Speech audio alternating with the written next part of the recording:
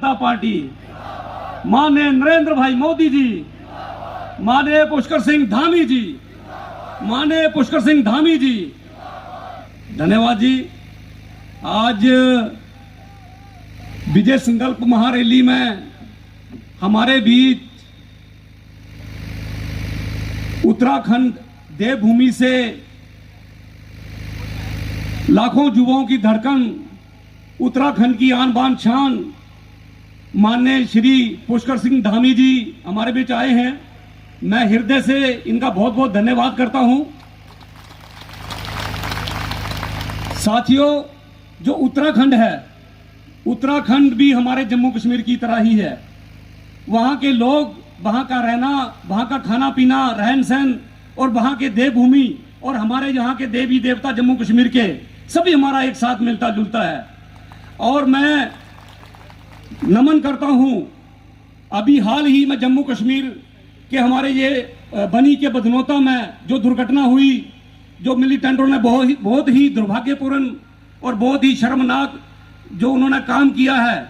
हमारे उत्तराखंड के 5 शहीद जो हमारे उत्तराखंड के रेजिमेंट के जो हमारे शहीद जवान शहीद हुए हैं, नौजवान शहीद हुए हैं, मैं उनको भी नमन करता हूं, उनको प्रणाम करता हूं।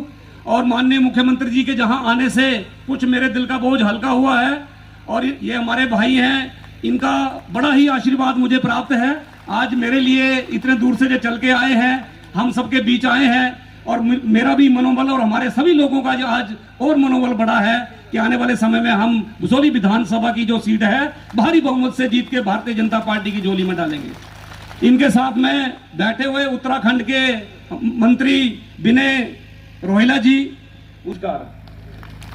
साथियों, सबसे पहले तो मैं धन्यवाद करता हूं हमारे शीर्ष नेतृत्व का, माननीय श्री देश के प्रधानमंत्री श्री नरेंद्र भाई मोदी जी का, हमारे राष्ट्रीय अध्यक्ष जेपी नड्डा जी का, हमारे प्रदेश अध्यक्ष रविंद्र राणा जी का, डॉक्टर जितेंद्र सिंह जी का, माननीय अशोक कौल साहब का, कि जिन्होंने एक आपके बीच में से ही बहुत ही एक आम साधारण परिवार में से और एक बहुत ही छोटे कार्यकर्ता पर इतना बड़ा भरोसा जताया। जो भसोली विधानसभा की टिकट जो मुझे दी है, ये मुझे नहीं, मेरे सभी भसोली वासियों को ये टिकट मिली है। और मेरा आप सभी से अनुरोध है कि हमने अपने शीर्ष नेतृत्व का और मेरे जितने भी पार्टी के पदाधिकारी, मेरे जिला की टीम के, मेरी विधानसभा के हमारे मंडल अध्यक्ष, हमारे महामंत्री, हमारे मोर्चों के प्रेसिडेंट, बूथ प्रेसिडेंट, शक्ति केंद्र प्रमुख, जितने भी मेरे साथी हैं, मैं उनका भी बहुत बहुत धन्यवाद करता हूं कि उन्होंने भी समय समय पर हर जगह मेरे साथ कंधे से कंधा मिला के चल रहे हैं। साथियों, भारतीय जनता पार्टी एक ऐसी पार्टी है जो सिर्फ कार्यकर्ताओं के आधार पर काम करने वाली पार्टी है और कार्यकर्ताओं की ही पार्टी है, संगठन की पार्टी है। ये किसी भी परिवारवाद की पार्टी नहीं है। इसका फलस्वरूप मैं आपके सामने खड़ा हूं आज भसोली विधानसभा का कैंडिडेट बनके, तो ये भारतीय जनता पार्टी में ही संभव है। दूसरी पार्टियों को में आपने देखा होगा, 1947 में हिंदुस्तान आजाद हुआ था और वो पंडित जवाहरलाल नेहरू जी को पहले प्रधानमंत्री बने थे। आज पूरी कांग्रेस राहुल गांधी को प्रधानमंत्री बनाने में लगी हुई है। वही हाल हमारे जम्मू कश्मीर का है। पहले शेख अब्दुल्ला साहब थे, फिर फारूक अब्दुल्ला साहब आ गए, उसके बाद उमर अब्दुल्ला साहब आ गए, अब और अब्दुल्ला की तैयारी कर रहे हैं वो। और उधर मुफ्ती परिवार का भी वही हाल है। पहले मुफ्ती साहब थे, फिर महबूबा मुफ्ती, अब इल्तिजा मुफ्ती आ गई है और आगे और कोई मुफ्ती आएगा।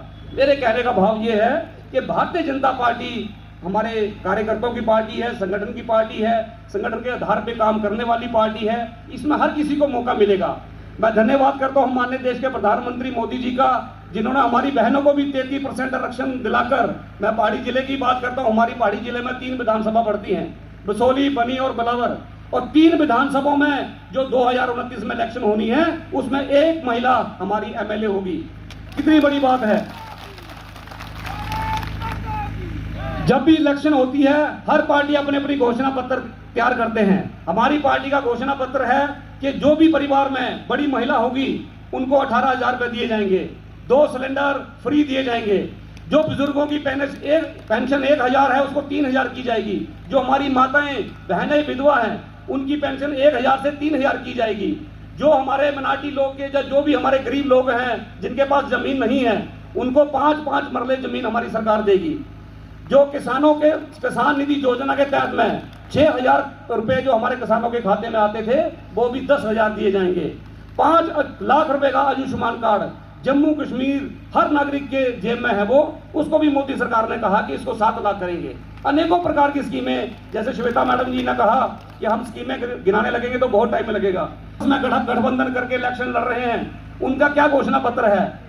एनसी का घोषणा पत्र है कि अगर हमारी सरकार बनी तो हम मिलिटेंटों को जेलों से आजाद करेंगे, उनके परिवार को 1-1 करोड़ रुपए देंगे, पाकिस्तान से बात करेंगे, 370-35 का कलंक जो जम्मू कश्मीर पे लगा था उसको वापस लाएंगे। क्या आप लोग ऐसी सरकारों को लाना चाहते हैं? नहीं लाना चाहते। हमें पता, हमारे बसोली वासी धामी साहब, मैं एक आपको बहुत बड़ी बात बताने जा रहा हूं कि हमारी जो बसोली विधानसभा है, थोड़ी लोगों ने बीच में गुमराह कर दी, लेकिन हमारे जो लोग हैं राष्ट्रहित में राष्ट्रवादी लोग हैं। जनसंघ की जो पहली सीट पूरे हिंदुस्तान में निकली थी, एमएलए की सीट, वो भी बसोली विधानसभा के लोगों ने हमारे ने जिता के दी थी, हमारे महेश चंद गुजराती जी को। तो हमारे लोग राष्ट्रवाद की सोच रखने वाले लोग हैं, मोदी जी के साथ कंधे से कंधा चलाने वाले लोग हैं। और उधर जो दूसरे लोग हैं उनका तो आपको सबको पता है, वो हमारे आज बसोली में आके वोट मांग रहे हैं। मैं सभी लोगों से आग्रह करता हूं कि आप उनसे पूछिए कि आप लोग हमसे वोट मांग रहे हैं, पूरा परिवार बसोली में बिठा दिया है, लेकिन आप ये बताओ कि आप वोट किसको करोगे? आपने भी तो वोट डालना है, आप वोट किसको करोगे ये भी आपने पूछना है उनसे। और ये लोग सिर्फ अपने परिवार को बढ़ावा दे रहे हैं। 30-30 साल इन लोगों ने राज किया, लेकिन मैं कल भी गया था, शन मुगदियाल वगैरह, बहरीगढ़, गुन्नी, इतनी बुरी हालतें हैं, घर करडी, हर इलाके में मैं जा रहा हूँ। रोडों की कोई दुर्दशा इतनी खराब है, इन लोगों ने कोई काम नहीं किया, सिर्फ लोगों को गुमराह किया है।